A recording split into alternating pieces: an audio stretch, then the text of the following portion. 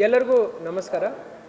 ಇವತ್ತು ನಾನು ಮತ್ತು ನನ್ನ ಪೊಲೀಸ್ ಆಯುಕ್ತರು ಈ ಸುದ್ದಿಗೋಷ್ಠಿಯನ್ನು ಕರೆದಿರೋ ಉದ್ದೇಶ ಏನಂದರೆ, ಹಿಂದಿನ 2 ದಿವಸದಿಂದ ಒಂದು ರೇಡ್ KPID ಬಡ್ಸ್ ಆ್ಯಕ್ಟ್ ಅಡಿಯಲ್ಲಿ ನಮ್ಮ ಅಧಿಕಾರಿಗಳು ಪೊಲೀಸ್ ಸಿಬ್ಬಂದಿಯವರ ಜೊತೆ ರೇಡ್ ನಡೆಸ್ತಾ ಇದ್ದೀವಿ. ಆದಿತ್ಯ ರಾಜ್ ಕ್ಯಾಪಿಟಲ್ ಅಂತ ಒಂದು ಸಂಸ್ಥೆ ಮೇಲೆ ಈ ರೇಡ್ವನ್ನು KPID ಬಡ್ಸ್ ಕಾನೂನು ಅಡಿಯಲ್ಲಿ ಮಾಡಲಾಗ್ತಾ ಇದೆ. ನಿನ್ನೆ ರಾತ್ರಿ ಇದರ ಮೇಲೆ FIR ಆಗಿದೆ. ಇದರ ಡೀಟೇಲ್ಸ್ ಏನಿದೆ ಅದನ್ನು ಸ್ಪಷ್ಟವಾಗಿ ತಮ್ಮ ಪ್ರೇಕ್ಷಕರಿಗೆ ಗೊತ್ತಾಗಬೇಕಂತ ಹೇಳಿ ಈ ಒಂದು ಸುದ್ದಿಗೋಷ್ಠಿಯನ್ನು ನಾವು ಕರೆದಿದ್ದೀವಿ. ಈ ಹಿಂದೆ ಇನ್ನೊಂದು ಇದೇ ರೀತಿಯ ಒಂದು ಪಾನ್ಜಿ ಸ್ಕೀಮ್ ನಮ್ಮ ಜಿಲ್ಲಾ ಮಟ್ಟದ ಸ್ಕ್ಯಾಮ್ ಸೆಲ್ಗೆ ಮಾಹಿತಿ ಸಿಕ್ಕಿದೆ. ಅದರ ಜೊತೆ ಪೊಲೀಸ್ ಇನ್ಫಾರ್ಮೇಷನ್ನು, ಪೊಲೀಸ್ ರಿಪೋರ್ಟ್ ಮಾನ್ಯ ಪೊಲೀಸ್ ಆಯುಕ್ತರಿಂದ ನನಗೆ ಸಿಕ್ಕಿದೆ. ಅದರ ಪ್ರಕಾರ ಶಿವಮ್ ಅಸೋಸಿಯೇಟ್ಸ್ ಮೇಲೆ ನಾವು ಒಂದು ದಾಳಿಯನ್ನು ಆವಾಗ ಮಾಡಿದ್ವಿ. ಅದು ಭಾಳ ಸಕ್ಸಸ್ಫುಲ್ ದಾಳಿ ಇತ್ತು. ಅದರಲ್ಲಿ ಎಲ್ಲ ನಮ್ಮ ಮಾಧ್ಯಮದ ಸಮಿತ್ರರು ಎಲ್ಲರೂ ಅದನ್ನು ಅಪ್ರಿಷಿಯೇಟ್ ಮಾಡಿದ್ದಾರೆ. ಹಾಗೂ ಜನರಿಗೆ ಈ ರೀತಿಯ ಸ್ಕ್ಯಾಮ್ಸ್ ಬಗ್ಗೆ ಮಾಹಿತಿಯನ್ನು ಒದಗಿಸಲಿಕ್ಕೆ ಅದೊಂದು ಮಾದರಿಯಾಗಿದೆ. ಅದೇ ರೀತಿ ಆವಾಗ ನಾನು ಹೇಳಿದ ಹಾಗೆ ನಮ್ಮ ಕಡೆ ಇನ್ನೂ ಮಾರ್ಕೆಟ್ ಇಂಟೆಲಿಜೆನ್ಸ್ ಮುಖಾಂತರ ಬೇರೆ ಬೇರೆ ಸಂಸ್ಥೆಗಳು ಈ ರೀತಿಯ ಪಾನ್ಜಿ ಸ್ಕೀಮ್ಸ್ ನಡೆಸ್ತಾ ಇದ್ದಾವೆ ಅಂತ ಹೇಳಿ ನಮ್ಮ ಕಡೆ ಮಾಹಿತಿ ಇತ್ತು. ಅದರಂತೆ ನಾವು ಮತ್ತೆ ಪೊಲೀಸ್ ಆಯುಕ್ತರಿಂದ ಒಂದು ರಿಪೋರ್ಟ್ ತರಿಸ್ಕೊಂಡು ಮಾನ್ಯ ಪೊಲೀಸ್ ಆಯುಕ್ತರು ನನಗೆ ರಿಪೋರ್ಟ್ ಕೊಟ್ಟಿದ್ದಾರೆ. ಹಾಗೂ ನಮಗೆ ಬೇರೆ ಸೆಬಿ ಮತ್ತು RBI ಇನ್ಪುಟ್ಸ್ ಇದ್ದಾವೆ. ಇದರ ಮೇಲೆ ನಾವೊಂದು ಲೋಕಲ್ ಎಂಕ್ವೈರಿ ಮಾಡಿಕೊಂಡು ಫೈನಲಿ 2 days ಬ್ಯಾಕ್ ನಾವು ಈ ರೇಡನ್ನು ಶುರು ಮಾಡಿದ್ವಿ. ಇದರಲ್ಲಿ KPID ಕಾನೂನು ಅಡಿಯಲ್ಲಿ ಹಾಗೂ ಬಡ್ಸ್ ಕಾನೂನು ಅಡಿಯಲ್ಲಿ 1/6/2026ಗೆ ಜಿಲ್ಲಾಧಿಕಾರಿಯಾಗಿ ನಾನು ಆದೇಶವನ್ನು ಹೊರಡಿಸ್ತೀನಿ. ಉಪವಿಭಾಗಾಧಿಕಾರಿ ಬೆಳಗಾವಿ ಅವರಿಗೆ ನಾವು ಈ ಎಂಕ್ವೈರಿ ಆಫೀಸರ್ ಅಂತ ನಾವು ನೇಮಕ ಮಾಡ್ತೀವಿ. ಅವರು ಹೋಗಿ ಎಲ್ಲ ಕಡೆ ಸರ್ಚ್ ಮಾಡ್ತಾರೆ. ಈಗ ಈ ಒಂದು ಸ್ಪೆಷಲ್ ಆದಿತ್ಯರಾಜ್ ಪ್ರಕರಣದಲ್ಲಿ ಒಂದು ಸ್ಪೆಷಲ್ ಫೀಚರ್ ಏನಂದರೆ, ಮಾರ್ಕೆಟ್ ಇಂಟೆಲಿಜೆನ್ಸ್ ಪ್ರಕಾರ ಅವರು 2 ರೀತಿಯ ಕೆಲಸಗಳು ಮಾಡ್ತಾರೆ. ಒಂದು ಏನಂದರೆ, ಅವರು ಫಂಡ್ ರೇಸಿಂಗ್ ಆಕ್ಟಿವಿಟಿ ಅಂತ ಹೇಳ್ತಾರೆ.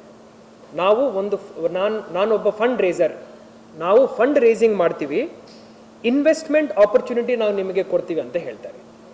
KPID ಕಾನೂನು ಅಡಿಯಲ್ಲಿ ಇದು ಡೆಪಾಸಿಟ್ ಅಂತ ಡೆಫಿನಿಷನ್ ಅಡಿಯಲ್ಲಿ ಬರುತ್ತೆ ಬರಲ್ಲ ಅಂತ ಪ್ರಶ್ನೆ ಬಂದಾಗ ನಾವು ನಮ್ಮ ಕಮಿಟಿನಲ್ಲಿ ಡಿಸ್ಕಸ್ ಮಾಡಿ, ಇದು ಡೆಪಾಸಿಟ್ ಅಂತ ಡೆಫಿನಿಷನ್ ಅಲ್ಲಿ ಯಾಕೆ ಬರುತ್ತೆ ಅಂದರೆ, ಇವರು ಫಂಡ್ ರೇಸ್ ಮಾಡಿ ಯಾವುದೇ ರಿಸ್ಕ್ ಬಗ್ಗೆ ಡಿಸ್ಕ್ಲೋಸ್ ಮಾಡಲ್ಲ. ಇವರ ಕಡೆ ಯಾವುದೇ ಸೆಬಿ ಹಾಗೂ RBI ಪರ್ಮಿಷನ್ಸ್ ಇರಲ್ಲ. ಮೂರನೇ ವಿಚಾರ, ಬಹಳ ಬಹುಮುಖ್ಯ ವಿಚಾರ, ಇವರು assured rate of return promise ಮಾಡ್ತಾರೆ. ಅದು high rate of return promise ಮಾಡ್ತಾರೆ.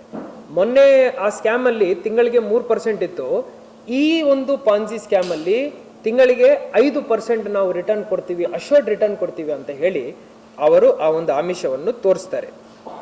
ಈಗ ಇದು ಇವರು ಏನು ಒಂದು ಇವರು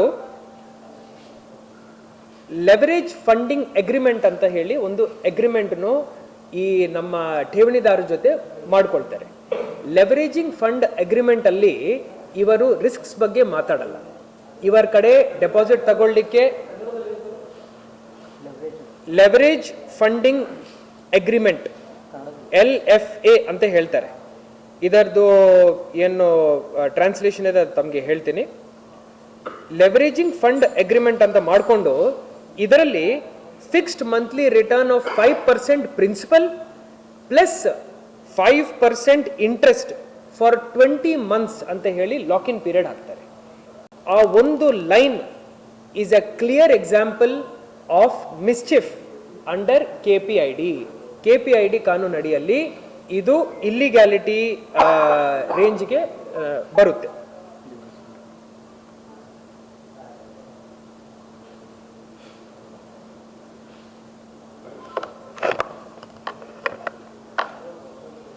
इसका ट्रांसलेशन थे. ಈಗ ಸೆಬಿ ರೆಗ್ಯುಲೇಷನ್ಸ್ ಪ್ರಕಾರ ನೀವು ಇತರರ ದುಡ್ಡು ತಗೊಂಡು ಇನ್ವೆಸ್ಟ್ ಮಾಡಬೇಕಂದ್ರೆ ನೀವು ಒಂದು ಪೋರ್ಟ್ಫೋಲಿಯೋ ಫಂಡ್ ಮ್ಯಾನೇಜರ್ ಆಗಿರಬೇಕು. ಈ Aditya Raj capital portfolio fund manager ಅಲ್ಲ. ಪೋರ್ಟ್ಫೋಲಿಯೋ ಫಂಡ್ ಮ್ಯಾನೇಜರ್ ಇದ್ದಾಗ ನೀವು ಮಾರ್ಕೆಟಲ್ಲಿ ಇರುವಂಥ ರಿಸ್ಕ್ಸ್ ಬಗ್ಗೆ ಇನ್ವೆಸ್ಟರ್ಸ್ಗೆ ಹೇಳಬೇಕು. ರಿಟರ್ನ್ಸ್ ನಾನು ಕಡ್ಡಾಯವಾಗಿ ನಿಮಗೆ ಇಷ್ಟು ಕೊಡ್ತೀನಂತ ಹೇಳಲಿಕ್ಕೇನೆ ಇಲ್ಲ. ಆದರೆ ಇವರ ಸ್ಕೀಮಲ್ಲಿ ಇವರು ಸೆಬಿನಲ್ಲಿ ರಿಜಿಸ್ಟರ್ಡು ಇಲ್ಲ, ಜೊತೆಯಲ್ಲಿ ಪ್ರಿನ್ಸಿಪಲ್ಲು ಕೊಡ್ತೀವಿ, 5% ತಿಂಗಳಿಗೆ ನಾವು ರಿಟರ್ನ್ ಅಶ್ಯೂರ್ಡ್ ಆಗಿ ಕೊಡ್ತೀವಿ ಅಂತ ಹೇಳ್ತಾರೆ. This is a clear example of a Ponzi scheme. Ponzi ಸ್ಕೀಮ್ಗೆ ಇದು ಒಂದು ಟ್ರೂ ಪ್ರಾಪರ್ ಮಾದರಿ.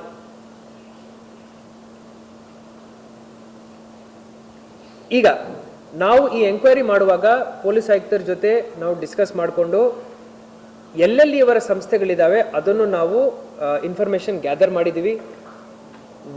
ಒಂದೇ ಸತಿ ಎಲ್ಲ ಕಡೆ ರೇಡ್ ಆಗಬೇಕಂತ ಹೇಳಿ ನಾವು ರೇಡ್ನು ಮಾಡಿದ್ದೀವಿ.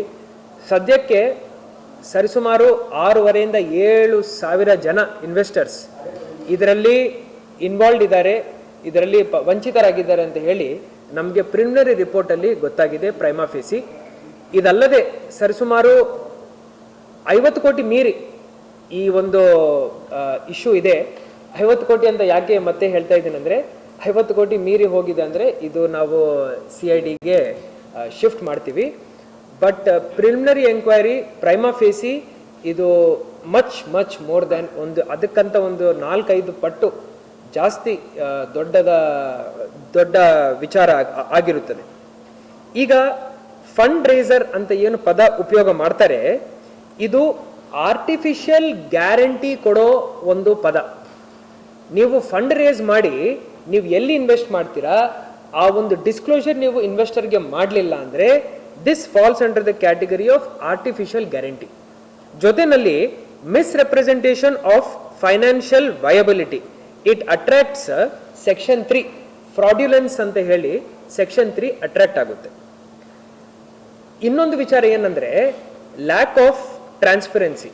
ಕಾನ್ಫಿಡೆನ್ಷಿಯಾಲಿಟಿ ಕ್ಲಾಸ್ ಇರುತ್ತೆ, ನೀವು ಏನೇನು ನೀವು ಅಲ್ಲಿ ಮಾಡ್ತಿರೋ ನಿಮ್ಮಿಬ್ಬರ ಮಧ್ಯದಲ್ಲಿ ಇರಬೇಕು. ಆದರೆ ಮಾದರಿ ಅಗ್ರಿಮೆಂಟ್ಸ್ ನಾವು ನೋಡುವಾಗ ಏನೂ ಹೇಳಲ್ಲ, ನೀವು ನಮಗೆ ದುಡ್ಡು ಕೊಡಿ, ನಾವೆಲ್ಲೋ ಹಾಕ್ತೀವಿ, ನಿಮ್ಗೆ 5% ವಾಪಸ್ ಕೊಡ್ತೀವಿ ಅಂತ ಹೇಳ್ತಾರೆ. ಇದರಲ್ಲಿ ನಾನ್ ಡಿಸ್ಕ್ಲೋಷರ್ ಆಫ್ ರಿಸ್ಕ್ ಅನ್ನೋದು ಒಂದು major element which also attracts KPID. Finally promissory note and security cheque ಇದೊಂದು ಇನ್ವೆಸ್ಟರ್ಗೆ ಅವರು ಇಶ್ಯೂ ಮಾಡ್ತಾರೆ. ಇದು ಆರ್ಟಿಫಿಷಿಯಲ್ ಅಶ್ಯೂರೆನ್ಸ್ ಆಫ್ ರೀಪೇಮೆಂಟ್ ಆಗುತ್ತೆ. Plus evidence of deposit accepted ನಮಗೆ ಇದರ ಮುಖಾಂತರ ಗೊತ್ತಾಗುತ್ತೆ. ಸೊ ಇದೆಲ್ಲ ಪ್ರಿಲಿಮಿನರಿ ಮಾಹಿತಿ ಇಟ್ಕೊಂಡು prima facie information as per market intelligence, as per the detailed report submitted by police commissioner ನಾವು ಈ ರೇಡ್ವನ್ನು ಮಾಡಿದ್ದೀವಿ. ಬಹಳ ಸಕ್ಸಸ್ಫುಲ್ ರೇಡ್ ಇದೆ. ನಿನ್ನೆ ರಾತ್ರಿ FIR ಬುಕ್ ಮಾಡಿದ್ದೀವಿ. KPID ಕಾನೂನಲ್ಲಿ ನಾನು AC ಅವರಿಗೆ ಆಥರೈಸ್ ಮಾಡ್ತೀನಿ, ಅವ್ರು ಹೋಗಿ ರೇಡ್ ಮಾಡ್ತಾರೆ, ರೇಡ್ ಮಾಡಿ ನನಗೆ ರಿಪೋರ್ಟ್ ಮಾಡ್ತಾರೆ. ನಾನು ರಿಪೋರ್ಟ್ ಮೇಲೆ ನಾನು ಅದರ ಮೇಲೆ ಕೂತ್ಕೊಳ್ಳಿಕ್ಕೆ ಆಗಲ್ಲ. ಇಮಿಡಿಯೇಟ್ಲಿ ಏನು ರಿಪೋರ್ಟ್ ನನ್ನ ಕಡೆ ಬರುತ್ತೆ ತಕ್ಷಣನೇ ನಾನು ಅದು ಸ್ಟೇಟ್ಗೆ ಫಾರ್ವರ್ಡ್ ಮಾಡಬೇಕಾಗುತ್ತೆ ಟು ಕಾಂಪಿಟೆಂಟ್ ಅಥಾರಿಟಿ. ನಿನ್ನೆ ನನಗೆ ಈ ರಿಪೋರ್ಟ್ 6 ಗಂಟೆಗೆ ಬಂದಿದೆ. 6:15 ಒಳಗಡೆ ನಾನು ಈ ರಿಪೋರ್ಟ್ವನ್ನು ಸ್ಟೇಟಲ್ಲಿ ಅಪರ ಮುಖ್ಯ ಕಾರ್ಯದರ್ಶಿ ಕಂದಾಯ ಇಲಾಖೆಯವರಿಗೆ ನಾನು ಆಲ್ರೆಡಿ ಕಳಿಸ್ಬಿಟ್ಟಿದ್ದೀನಿ.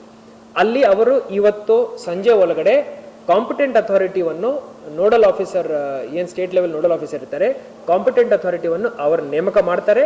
ಕಾಂಪಿಟೆಂಟ್ ಅಥಾರಿಟಿ ಮುಖಾಂತರ ಈ ಕೇಸನ್ನು ಮುಂದುವರಿಸ್ತೀವಿ.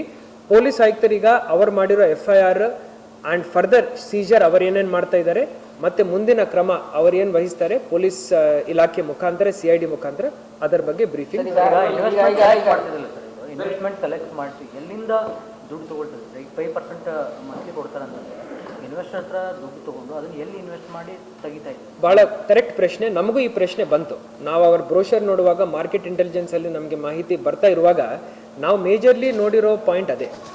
ಈಗ ಅವರು ಫಂಡ್ ರೇಸರ್ ಅಂತ ಹೇಳ್ತಾರೆ, ನಾವು ಹೋಗಿ ನಿಮ್ಮ ದುಡ್ಡನ್ನು ಸ್ಟಾಕ್ ಮಾರ್ಕೆಟಲ್ಲಿ ಫ್ಯೂಚರ್ಸ್ ಆ್ಯಂಡ್ ಆಪ್ಷನ್ಸ್ ಡೆರಿವೇಟಿವ್ಸಲ್ಲಿ ಇನ್ವೆಸ್ಟ್ ಮಾಡ್ತೀವಿ ಅಂತ ಹೇಳ್ತಾ ಇರ್ಬೋದು. ಮಾರ್ಕೆಟ್ ಇಂಟೆಲಿಜೆನ್ಸ್ ಪ್ರಕಾರ ನಮಗೆ ಪ್ರೈಮಾ ಫೇಸಿ ಆ ಥರ ಇನ್ಫಾರ್ಮೇಷನ್ ಬರ್ತಾ ಇತ್ತು. ಆದರೆ ಡೆರಿವೇಟಿವ್ಸಲ್ಲಿ ನೀವು ಅಶೋರ್ಡ್ 60% ರಿಟರ್ನ್ ಆ್ಯನ್ಯುವಲಿ ಕೊಡಲಿಕ್ಕೆ ಎಲ್ಲರಿಗೂ ಸಾಧ್ಯನೇ ಇಲ್ಲ. ನಾವು ಫರ್ದರ್ ಇನ್ವೆಸ್ಟಿಗೇಷನ್ ಮಾಡುವಾಗ ಪ್ರಿಲಿಮಿನರಿ ಇನ್ವೆಸ್ಟಿಗೇಷನ್ ಪ್ರೈಮಾ ಫೇಸಿ ನಮ್ಗೆ ಏನು ಗೊತ್ತಾಗಿದೆ ಅಂದರೆ ಇವರು ಎಲ್ಲರಿಗೂ ದುಡ್ಡು ಬರೇ ಠೇವಣಿ ರೂಪದಲ್ಲಿ ಕಲೆಕ್ಟ್ ಮಾಡ್ತಾ ಇದ್ದಾರೆ. ಅವ್ರಿಗೆ ಈ ಏನು ಫಂಡ್ ರೈಸಿಂಗ್ ಅಗ್ರಿಮೆಂಟ್ ಏನು ತೋರಿಸ್ತಾರೆ ಅದು ತೋರಿಸ್ಬಿಟ್ಟು ಠೇವಣಿ ತಗೊಂಡು ಡೆರಿವೇಟಿವ್ಸ್ ಅಲ್ಲಿ ಏನಾದರೂ ಲಾಸ್ ಆಗಿದೆ ಅಂದರೆ ಈ ಅಮೌಂಟ್ನು ಅವರು ಪಿರಮಿಡ್ ಸಿಸ್ಟಮಲ್ಲಿ ರೊಟೇಟ್ ಮಾಡಿ ಅವರ ಪಾನ್ಜಿವನ್ನು ನಡೆಸ್ತಾ ಇದ್ದಾರೆ. ಹೊಸ ಇನ್ವೆಸ್ಟರ್ಸ್ ಯಾವಾಗ ಬರ್ತಾರೆ, ಇನ್ವೆಸ್ಟರ್ಸ್ ಅಂತ ಏನು ಕರೀತಾರೆ, ನಾವು ಬರೀ ಅದನ್ನು ಠೇವಣಿದಾರ ಅಂತಲೇ ನೋಡ್ತೀವಿ. ಡೆಪಾಸಿಟರ್ಸ್ ಬರ್ತಾ ಇರ್ತಾರೆ, ಆ ದುಡ್ಡು ಎಲ್ಲಿ ಹೋಗಿ ಎಲ್ಲಿ ಇನ್ವೆಸ್ಟ್ ಆಗ್ತಾ ಇದೆ ಇವ್ರಿಗೆ ಏನು ಗೊತ್ತಿಲ್ಲ. ಇವರಿಗೆ ಬರೀ 5% ತಿಂಗಳಿಗೆ ಬರ್ತಾ ಇದೆಯಾ ಇಲ್ಲನ ಇವ್ರು ಚೆಕ್ ಮಾಡ್ಕೊಳ್ಳೋದಷ್ಟೇ.